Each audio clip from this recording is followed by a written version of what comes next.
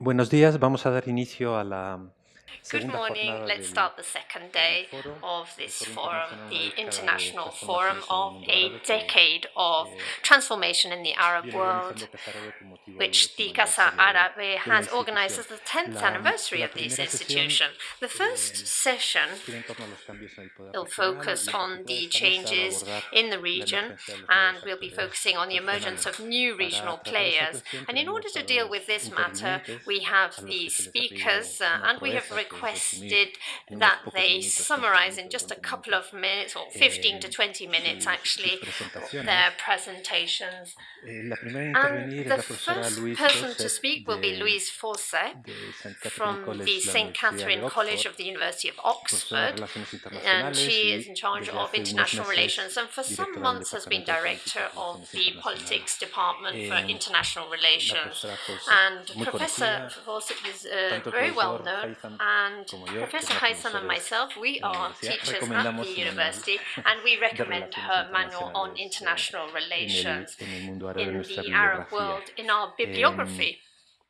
She has a CV that appears in the documentation that has been distributed, and the second speaker is Professor Haizam Amirah Fernandez, a main researcher for the Mediterranean and Arab countries in the Institute of Emergence as well, and before in the Autonomous University, and the author of several analyses, working papers, documents that are generated by the Instituto Elcano, and co-author of several articles on the Arab world and the Instituto Elcano that affect this region, in addition to being a coordinator of several works, including a book which we also recommend, Regional Dynamics, from a couple of years ago now, but which is still very relevant. He's known as a researcher and a speaker in the media, and he does rigorous analysis on a one-off basis on what happens on a day-to-day basis. And in particular, what is interesting and can be highly valued is when there is so many experts out there, cacophony of experts out there almost, on all these matters that affect this region. And unfortunately, not all of them have such an in-depth knowledge as Haizam has or that Professor Fawcett has. So the objective of this panel is to focus on the reconfiguration of the area, focusing on international relations and the role that the state and non-state bodies have gained in the last few years. And it's a matter that is very wide, and we could take up a whole day on this, but we will try and just focus on the main things in less time. So they will speak for 15 to 20 minutes, not more than that. And we have an hour and a bit for the whole session. So if we want time to have questions or and answers, we can't waste any more time. So I'll give the floor to Louise Fawcett, and Louise Fawcett and Mr. Haizam Amirah will be speaking in English. There are headsets for those of you who do not understand English. And then in the session of questions and answers, we can use other languages because Professor Fawcett also speaks Spanish. So you have the floor. Muchas gracias a la Casa Árabe por esta invitación. Thank you very much. Thank you very much to Casa Árabe, and thank you very much for your introduction. I'm going to speak in English now. I've been asked to talk about new regional actors. Yesterday we heard from Jean-Pierre Filou in his speech, and we've heard from many other speakers yesterday about a number of the really big changes that are taking place in the region and their impacts on states and societies. But we also heard that the revolutionary moments that started at the end of 2010 are incomplete, and they remain incomplete. And many of our speakers have been cautious in predicting substantial changes at the political, economic, and social level. But if we look at the regional and international dimension, which is what our panel's been asked to do, I've been asked to look at new regional actors, new regional power, new configurations, So that seems to suggest that something new has happened in the international relations of the region, the regional relations, the relations between states. And surely most of us would agree that there have been a lot of changes and that we need to analyze and understand them. But in my comments, following on a bit from what we heard yesterday, I also want to qualify the notion of newness and change with some patterns of continuity, which I think are also important to identify.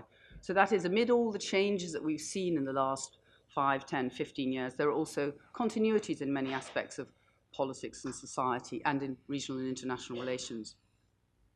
Let's just take one recent example of the kinds of assumptions that have been made about change and perhaps how some of these assumptions need to be qualified.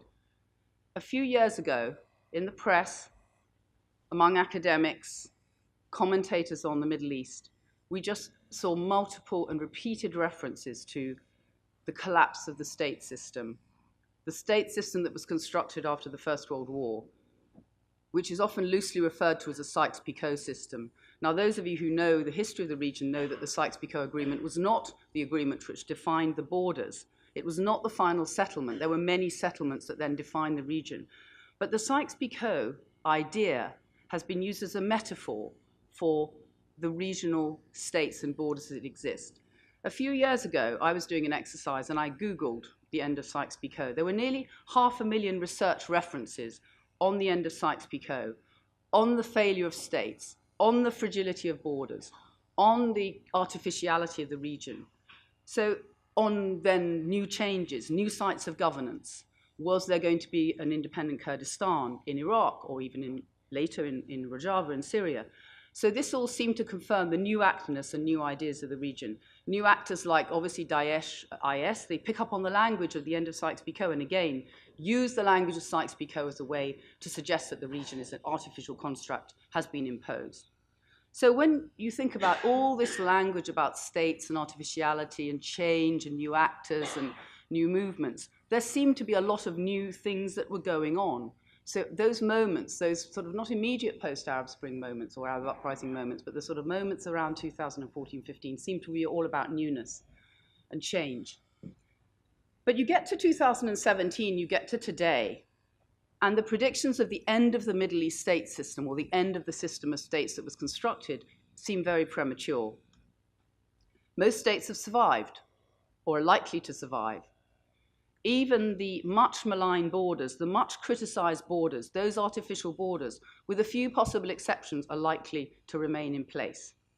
Yes, the borders are porous. Yes, there's border activity, there's cross-border activity, there's control of certain areas by certain groups.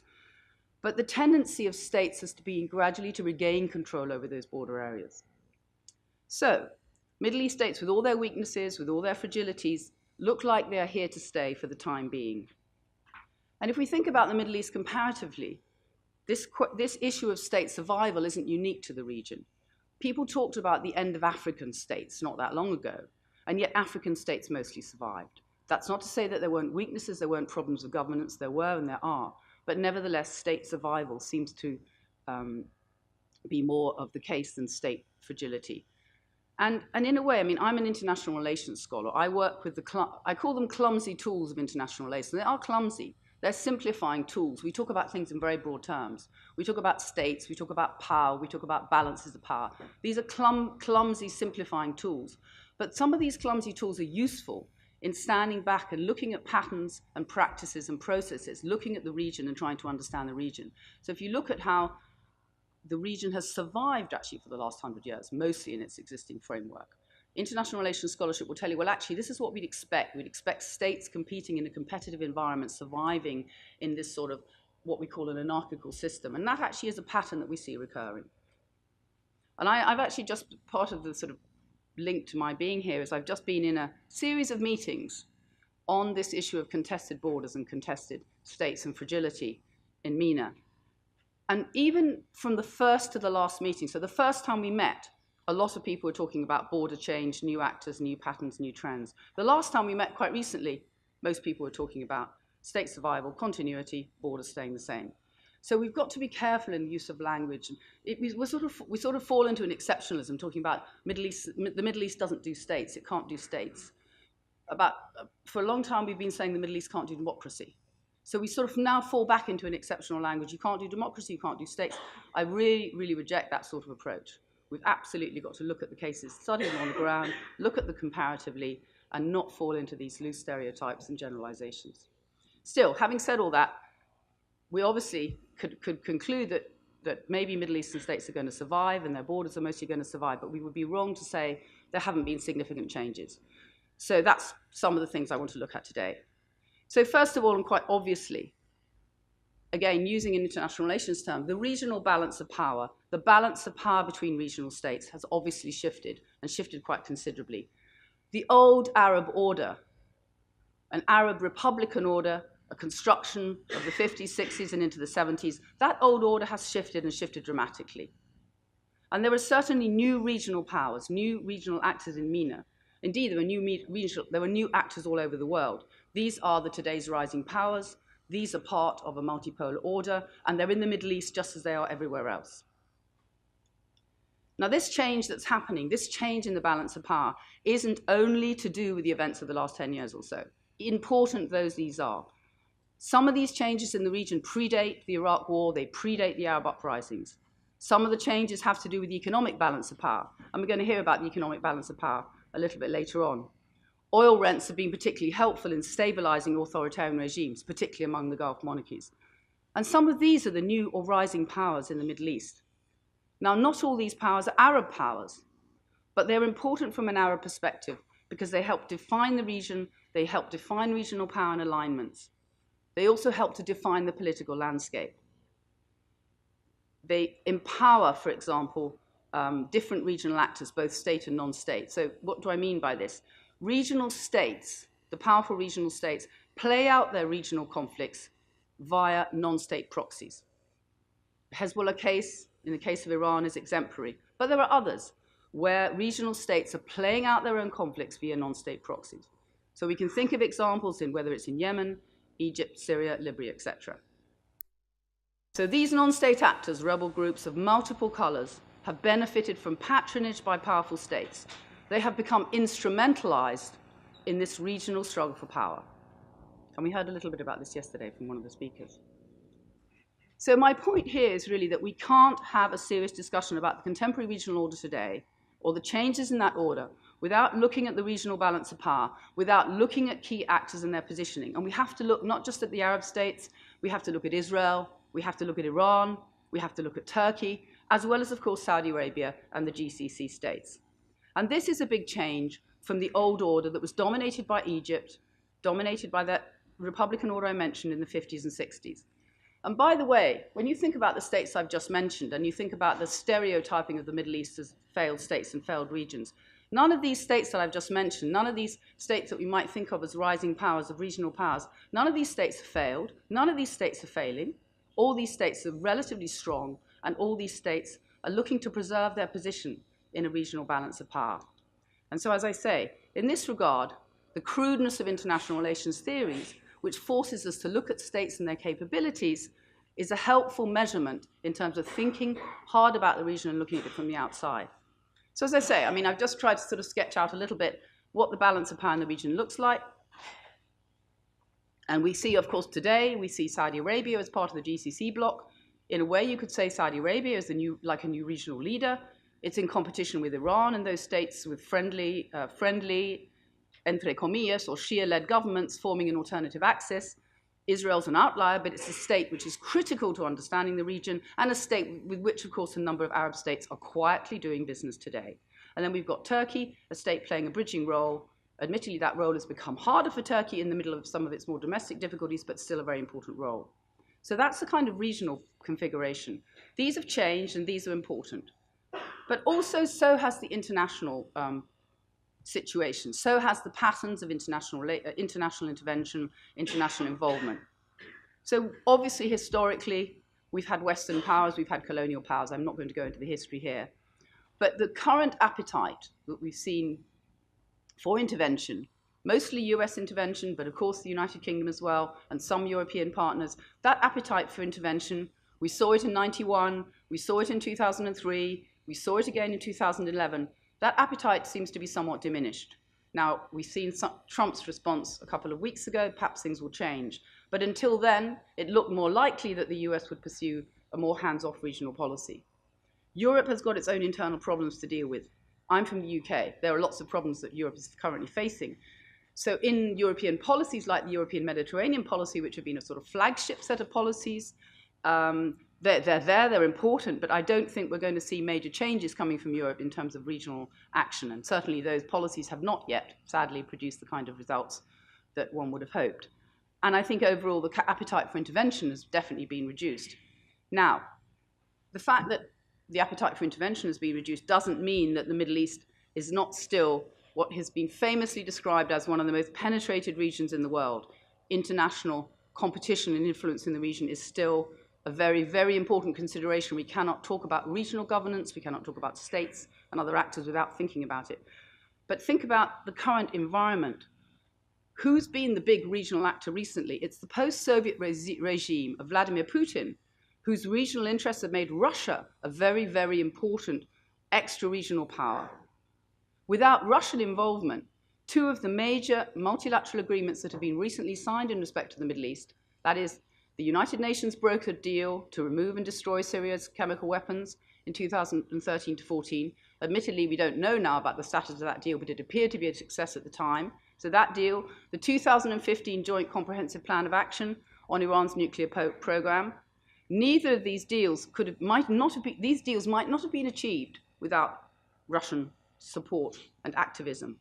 So Russian activism in the near abroad has become a very important part of the Putin repertoire, and we shouldn't ignore that in considering external actors and factors that are influencing the region.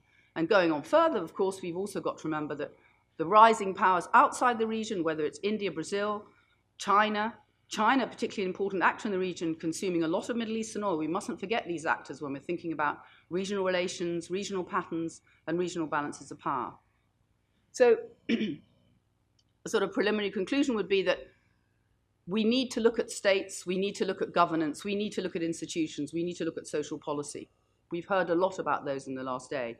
But if we want to understand the regional environment, we've also got to look at the capabilities of regional states, their alignments in the regional balance of power, and the positioning of external actors. Another interesting feature of the region, which I'll just mention, is that of effective regional institutions. We heard a little bit about this yesterday in the context of the economy. But we've heard about domestic institutions and their weaknesses, but think about regional institutions and how these institutions might serve useful roles in helping regional order, rebuilding order. We saw the European institutions helping to rebuild order after the Yugoslav wars. We see African institutions helping to rebuild African states. We're not seeing the same effectiveness of regional institutions in the Middle East. There's a mixed history when it comes to regionalism. I've written about it. I'm happy to talk about it. But I think it's important to remember that this is a sort of absent player in the region when we think about how institutions might help to rebuild. We've heard critiques of the UN, but we could also say that when it comes to regional institutions, regional organizations like the Arab League or the GCC, we've seen some leadership in the case of the latter, but not enough, if you like, to indicate new pathways to take the region forward. So I think I'm coming to the end of my remarks, but so I started off by saying I'd been asked to consider what was new. I started off saying that there's certainly new things to talk about, but there's also old things to remember, old facts to remember, good old international relations facts to remember. So as I said at the very beginning, this is not the end of a state system. It is not even, I think, the inexorable rise or demonstration of new non-state actors, new transnational actors taking over. We're not seeing that many new sites of regional governance, except that currently those sites of governance and those non-state actors are facilitated in the current regional disorder. That is true. But I think we're going to see some of those actors losing their salience as that order starts to right itself. Yes, there are changes in the regional balance of power. And yes, there are changes in the position of international actors. And these are critical to the regional equation. There are new rising powers in MENA. There are new rising powers in the Middle East, as there are in the rest of the world. And they are critical to the regional environment. There are not, sadly, at the moment, capable regional organizations who might direct this new order or contain some of its excesses. And in that sense, I think MENA is probably lagging behind other parts of the world. But I think I'll conclude there. Thank you very much. Thank you.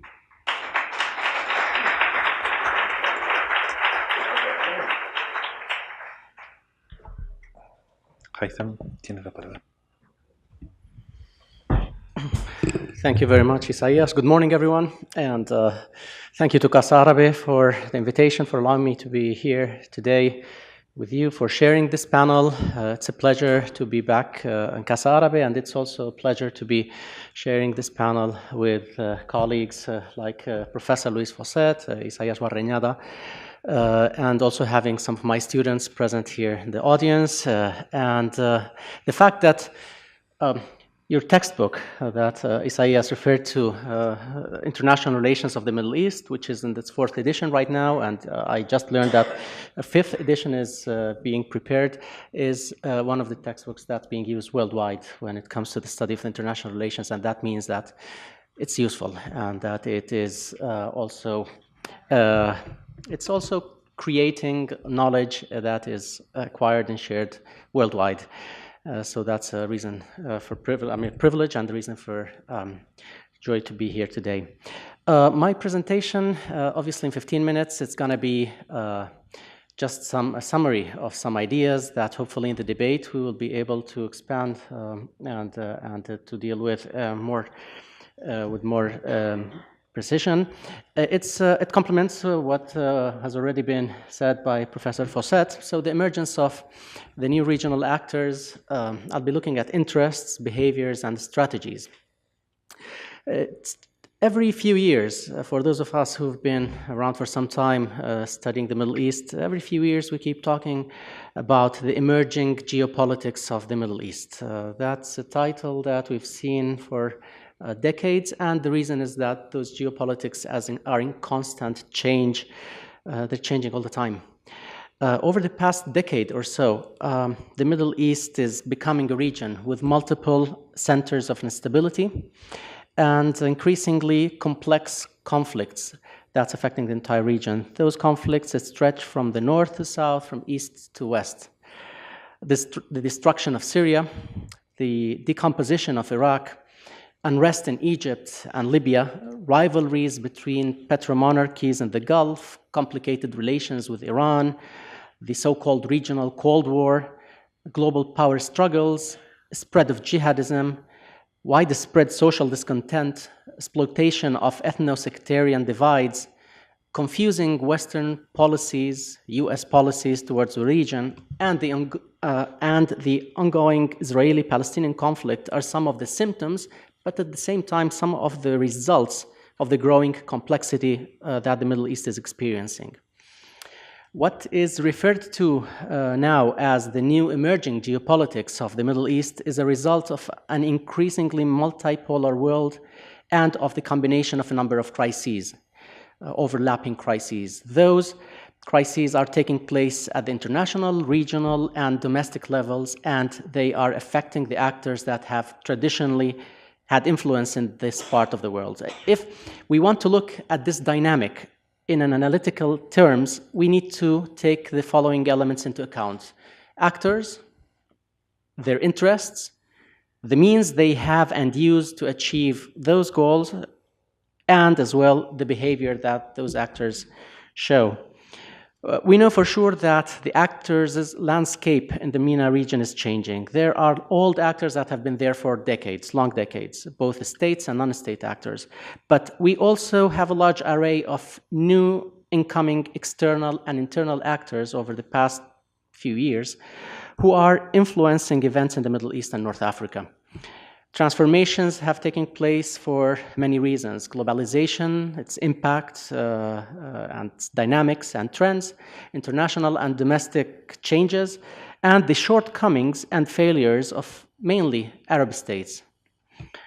To these reasons, I would also add one underlying driver to most of these changes and dynamics, and that is foreign intervention leading to the rise of authoritarianism and sectarianism. The first element of analysis to look at is the diversity of actors involved in the region. A remarkable feature of this group of actors, old and new, is their diversity across many dimensions. Obviously, we have the growing presence of states other than the traditional ones, but we also have non-state actors with their own stakes and interests that are trying to turn those changes in their own benefit. States from outside the MENA region, such as Russia, China, India, Brazil, Japan, just to mention a few. But also from within the region, there are other actors that did not have a remarkable presence not long time ago, but that are increasingly gaining a relevant role. Iran, some say that Iran has become a Mediterranean power, in a way. Turkey, and the Gulf Cooperation Council countries with their investments, their influence, and their ideological capacity to shape dynamics that may change those societies from within. The second element of analysis is the type of interests these actors pursue. They could be looking for economic contracts, trade relations, investments, energy supplies, security, regime survival, and international prestige. And precisely, I think that prestige is a key factor, one of the key factors that motivates interventions and stimulates actions by different actors in the region, aiming at reasserting their presence at the global level and at regaining their past influence, mainly in the Arab world. A clear example is the case of Russia, which has been referred to earlier. Turning to the means and the behavior adopted by these actors, we have a range of different strategies to look at. For instance, in the case of Russia, it's a combination of diplomacy, economic ties, and military intervention, clearly political will to engage in military intervention. All that combination is employed to restore its prestige and influence. China recurs to a very aggressive policy of investments in critical infrastructure in sectors like energy and raw materials. Professor Fawcett talked about this. And we see this same thing occurring, the same recurring patterns of Chinese penetration at work in other parts of the world. In Africa, we see it in Latin America as well. India is also looking for energy markets and maintains a strong alliance with some countries in the region, with Israel, one of the regional actors. And then we have non-state actors, such as local organizations or resistance movements, but also transnational networks, some of them terrorist networks, who want to question the status quo and they use different means and strategies, both nonviolent and violent, to achieve their goals. Clearly, proxy wars in the Middle East empower non-state actors. Some of them challenge the state, others do not. However, they are becoming more decisive in the power struggles between both regional and global powers in the Middle East. There is one thing that these new actors have in common, in my opinion, and that is that their strategies are far from clear, or at least it's unclear whether their presence at this moment is part of a broader long-term strategy and whether they will be able to deploy all the means required for sustaining these strategies. All of this raises the following question. What kind of a strategic outlook could be expected from the situation depicted above? I guess the messy reality of the Middle East is one of the answers, the short answer. The above described panorama is producing a rapidly growing uncertainty among different regional actors, which increases the sense of insecurity. This in turn has a direct effect on their choice of alliances and foreign policy making. Faced with different threats, whether real or perceived or potential, alliances arise that are not necessarily exclusive in character. Allies against one threat may not be the same allies against another threat. In today's Middle East, there are rivals that share common enemies, allies that support opposing sides to the same conflict, contradicting interests between friendly countries, common interests between enemies, unimaginable partnerships until recently, and unnatural pacts.